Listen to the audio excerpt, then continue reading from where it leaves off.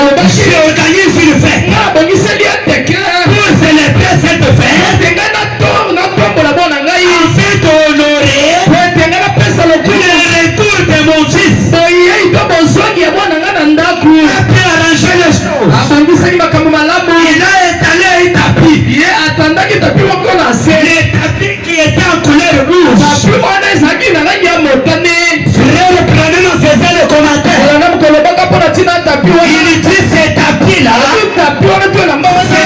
c'était le sang du Seigneur Jésus. C'était un tapis qui nous souhaite le bienvenu. Que même si vous avez péché, venez seulement. Vous êtes le bienvenu. L'enfant est venu en train de marcher sur ce tapis.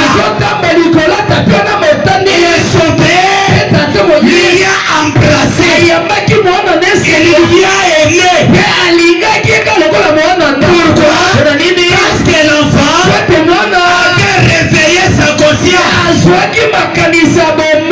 Que Dieu vous bénisse. Amen.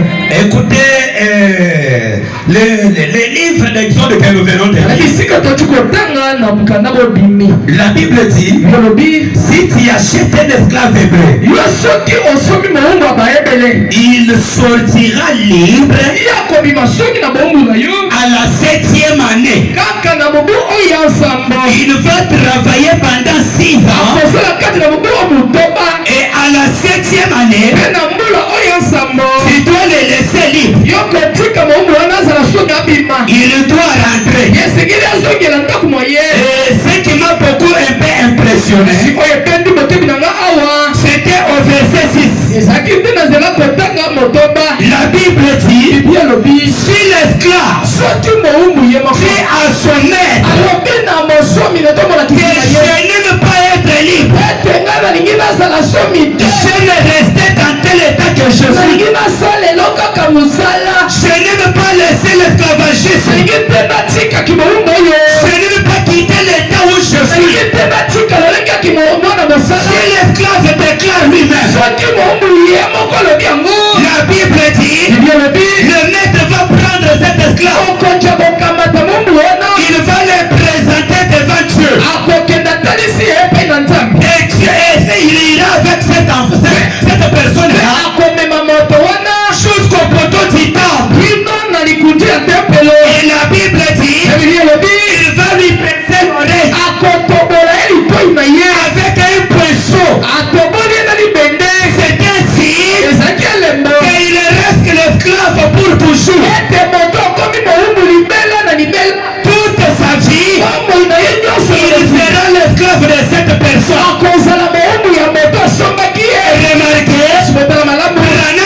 Remarquez, s'il y a une chose qui est pitoyable, une chose mauvaise, c'est d'être l'esclave d'un maître qui te maltraite.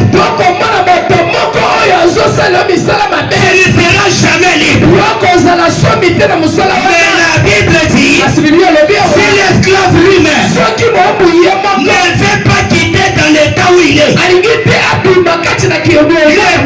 l'esclavagisme, pour être libre, il doit marquer ainsi. Et ce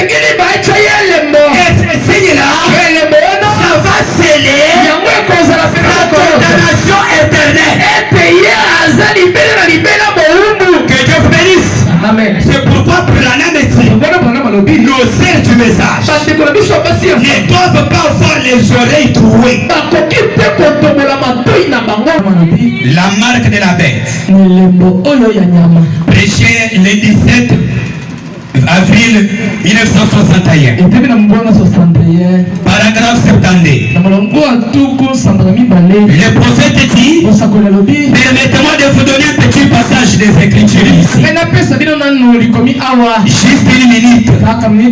J'aimerais que vous alliez avec moi dans Exode. Exode chapitre 21 verset 6. Si un esclave a été vendu vendu et que l'année du jubilé arrivait, l'année du jubilé, le sacrificateur du jubilé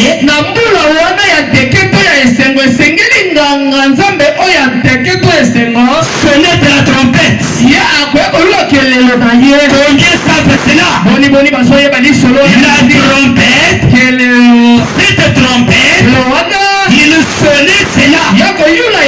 Et alors, chaque esclave pouvait retourner libre chez lui. Écoutez, s'il était là dans un champ, en train d'abattre avec la roue, et que quelqu'un était là à le fouetter, et qu'il attendait, il pouvait dire qu'était-ce? La trompette de l'évangile a sonné,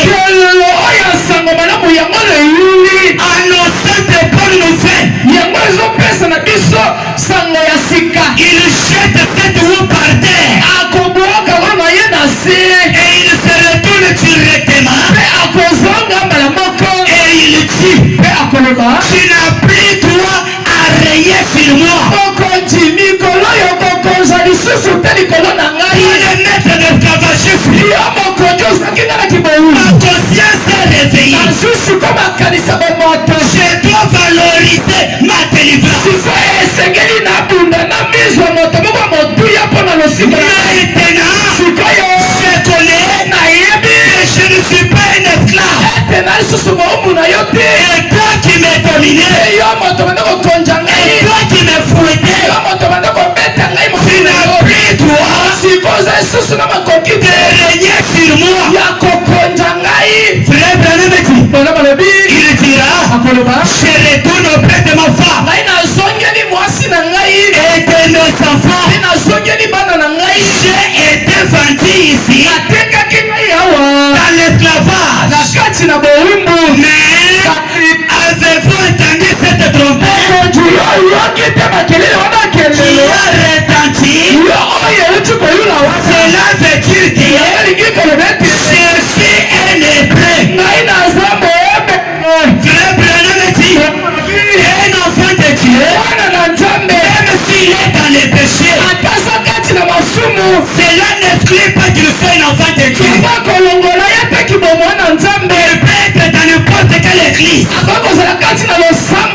Il peut être dans les catholiques. Il peut être dans les protestants. Il peut être dans les néo. Mais il est toujours un enfant de Dieu.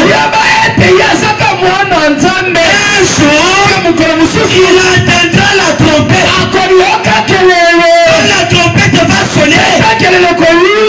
Va dire, ici, ce n'est pas ma place. Ici, je suis lié. Je suis dominé. J'aimerais être libre. Il y a la trompette qui a sonné. Quelle est cette trompette-là? C'est le message du temps de la fin. Si il y a un chrétien qui meurt dans les péchés, c'est à cause d'être un insensé. Parce que quelqu'un qui a la conscience, quelqu'un qui valorise sa délivrance,